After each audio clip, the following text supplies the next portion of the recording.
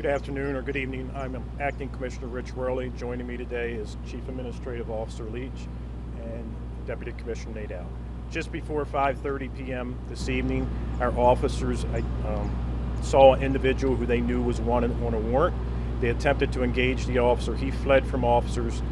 At some point, his vehicle became disabled at Fairmount and Milton. As an officer was riding past, the individual got out of the car, fired rounds at our officer, striking the patrol vehicle. As the suspect continued down Milton Street, he continued to fire at our officers. Other additional officers came from the opposite direction, engaged the suspect, fired multiple rounds, and the suspect was shot. He has been pronounced at the scene. We do know that he's a 40-year-old black male. He was wanted on a warrant. Our officers, no officers were injured. At this time, we've activated our critical incidents reporting policy.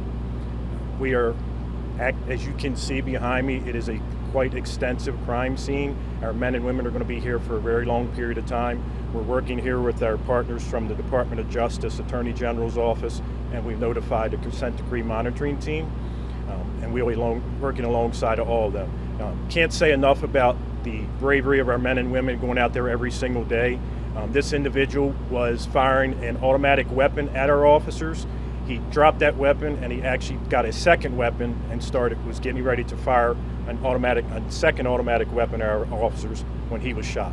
So again, the bravery of our men and women going out here every single day and addressing the criminals in the city to keep the city safe. I can't be more proud of what they do every single day.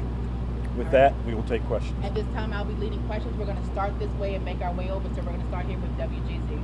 So is the car that's in the middle right there, is that the suspect's vehicle that was? Yes. Okay. Yes. Okay. Just clarify that. Kyrie? And I just want to make sure I got this right. You said a 40-year-old black male, right? Yes, sir. What was he wanted on? We are still investigating that right now. It's part of the investigation that we'll release eventually, but we just don't want to release that right this second. Vincent, right? Did he have any other weapons? You said he had two automatic weapons. Two weapons, yes. Commissioner, to be clear, did this start as a pursuit that led to the shooting? It started when two of our officers saw the individual and they recognized that he was and knew he was wanted on a warrant. They started to follow the vehicle, and then the vehicle became disabled. As the officer drove past, he fired at the patrol vehicle, striking the patrol vehicle. And no officer was injured? No officer was injured. Channel 2? Was there one or more officers that were actually engaged in firing? Was it one officer that fired or multiple officers? No, there were more than one. All right, Cadence? How many shots were fired, and can you clarify what do you mean by his vehicle was disabled? I didn't hear the second part, I'm sorry. What do you mean by the vehicle was disabled? Was it disabled himself, and then he started firing at the... Yes, what happened is the vehicle became disabled. Basically, if you see the vehicle, his tire became disabled and the vehicle could no longer operate. So as he exited the vehicle, a patrol officer was going to engage and he started shooting at the officer and he hit the officer's vehicle and the officer went a little bit past the intersection. All right, Graham? Could you identify where exactly this pursuit started and where it ended? Well, we know it ended right here behind us at Fairmount and Milton. We're not 100% sure exactly where it started because the officers engaged the initial following. All right, thank you, guys. Thank you.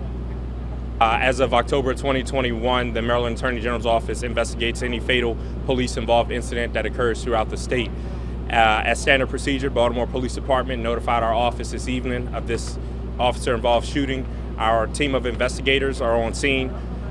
With the Baltimore Police Department, with them being on a consent decree, we have entered into a memorandum of understanding with the department to allow them to do their investigation alongside the Attorney General's Office investigation. So we will handle an independent investigation of it while Baltimore Police Department is doing theirs. What the community can expect next is that our office will work with the Baltimore Police Department to release the body-worn camera footage of the incident that occurred this evening.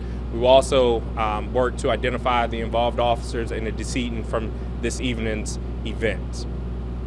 Any questions? Do we know how many officers were actually involved in that? You mentioned two patrol officers, but do we know how many actually were engaged in the shootout? Yeah, so it's still early on in the investigation. That's what our team of investigators are here to do. So we're interviewing officers, we're identifying which officers were on scene, we're going through that process to be able to get that definitive answer, and it'll be best to release that later once we have it so we're not walking back our statements.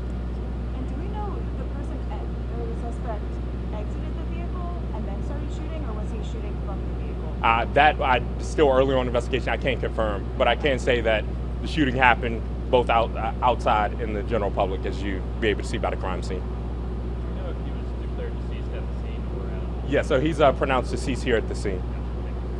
Any other Do you know questions? How many times he was shot? No, not at this time.